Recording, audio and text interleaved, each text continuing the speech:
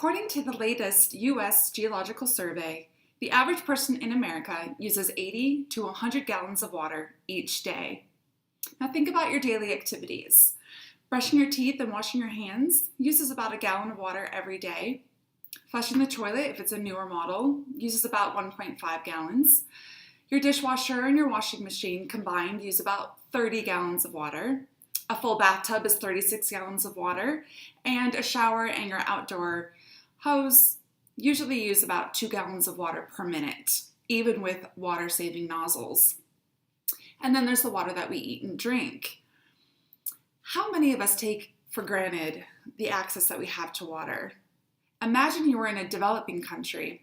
What would your life be like if you didn't have easy access to water? Not only that, what if the water you had access to was contaminated? The World Wildlife Organization says that water covers about 70% of our planet. However, fresh water, the water we drink and bathe and irrigate our farm fields with, is actually incredibly rare. Only 3% of water is fresh water, and 2/3 of that is tucked away in glaciers or is in otherwise unavailable areas. We currently have a global water crisis. Now, this crisis is not about having too little water to satisfy our needs. It is a crisis of managing water so poorly that billions of people and the environment suffer terribly. According to the World Water Council, there are currently more than 1 out of 6, namely 1.1 billion people, living without clean drinking water. More than 2 out of 6, namely 2.6 billion people, lack adequate sanitation. These factors affect every aspect of life, including health, wealth, sanitation and hygiene, education, equality, and freedom. In terms of health, lack of clean water and sanitation causes 80% of all sickness and disease in the developing world. 80%. That's more than war, AIDS, and famine combined. Contaminated water transmits diseases such as diarrhea, cholera, dysentery, typhoid, and polio. Contaminated water is the leading cause of child mortality, killing 1,000 children every single day. In terms of wealth, the amount of time searching for water decreases the ability to work and gain revenue for the economy. In terms of sanitation and hygiene, simply teaching people to wash hands and use the latrines properly actually saves more lives than any vaccine. And then education.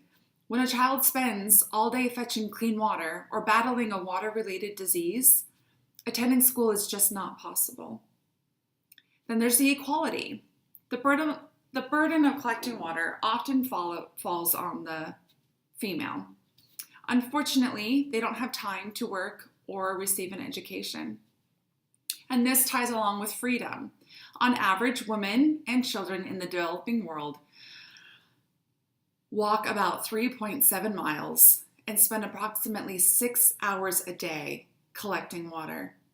Without this burden, they would unleash the freedom to work, to learn, to grow, and to dream. According to the World Health Organization, by 2025, half of the world's population will be living in water-stressed areas. Now think about that, 2025. That is only 7 years from now, that half the population will be living in water-stressed areas.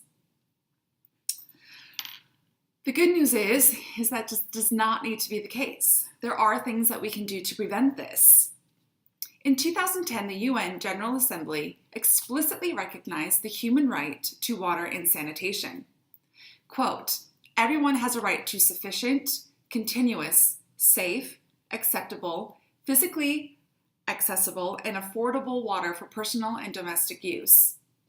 Thankfully, there are multiple charities and nonprofit organizations dedicated to battling this crisis. I would like to specifically address the nonprofit organization called Generosity.org. This organization was established 10 years ago, and their mission is providing sustainable water solutions to the global water crisis, one community at a time. Having access to clean water is the first step in breaking the cycle of poverty.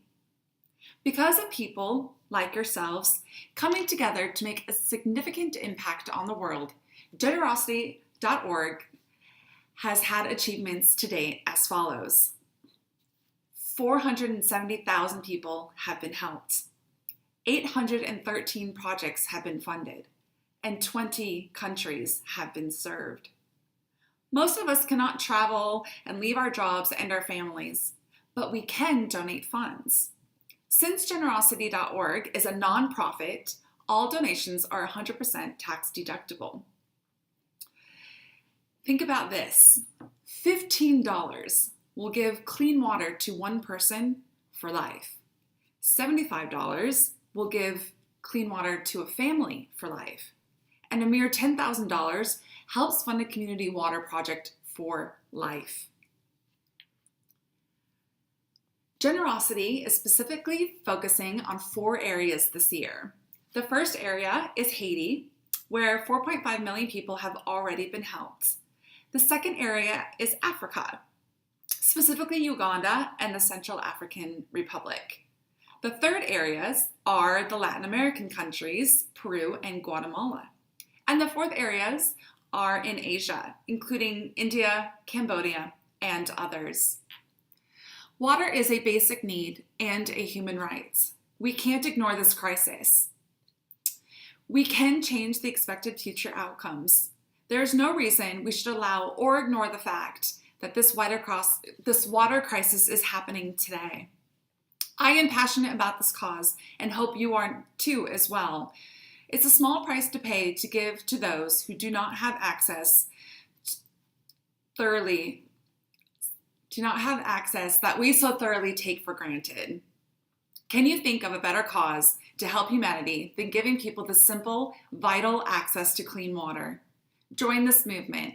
I believe that we can combat this global water crisis together and help change the lives of billions of people.